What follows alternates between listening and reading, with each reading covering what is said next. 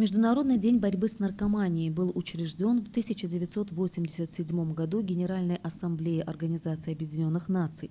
По оценкам ООН, общемировое число лиц, употребляющих наркотики, в настоящее время составляет не менее 185 миллионов человек. К сожалению, последствия наркозависимости для демографических показателей во всем мире с каждым днем становятся все более угрожающими. Особенно эти показатели актуальны для нашего немногочисленного народа. В Абхазии с каждым годом увеличивается число употребляющих наркотики, а вместе с ними и количество ВИЧ-инфицированных. По словам главного нарколога республиканского наркодиспансера Ирмы Ануа, 90% ВИЧ-инфицированных – это пациенты наркодиспансера.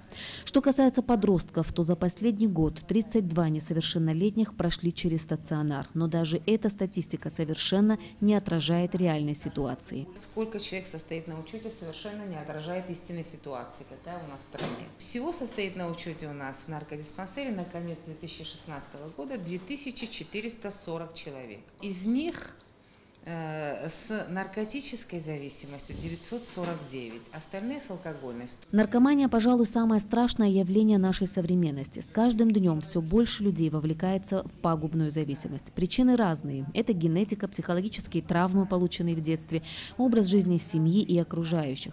Когда растет количество передозировок, когда увеличивается количество подростков и женщин, которые попадают в поле зрения врачей, это говорит о том, что общая ситуация неблагополучна. Это так называемые косвенные показатели роста употребления. Даже пройдя специальный курс лечения, человек не может полностью освободиться от наркотической зависимости. По прошествии многих лет вновь может возникнуть невыносимая тяга вернуться к наркотикам. Здесь важно помочь больному найти силы справиться с соблазном. Именно такую помощь наркозависимым оказывает благотворительный фонд «Центр здоровой молодежи Айтайра», который был открыт в 2013 году. За это время через него прошли 920 человек. Курс длится 1 год, полгода реабилитация и полгода социализация. Находясь здесь, в Абхазии, наш центр, но наших пациентов, да, я имею в виду наших граждан нашей республики, мы тоже также отправляем в различные центры Российской Федерации, с которыми мы сотрудничаем, их большое количество. Для чего? Для того, чтобы наш пациент не жил здесь, в этой агрессивной среде, где он знает, там, скажем так, всех своих соупотребителей. Все реабилитационные центры, как у нас, так и в России, они не закрытого типа, они все открыты. Это не тюрьма, скажем так, это сообщество. Во всем мире пытаются эффективно бороться с этим злом. Где-то более успешно, где-то не очень.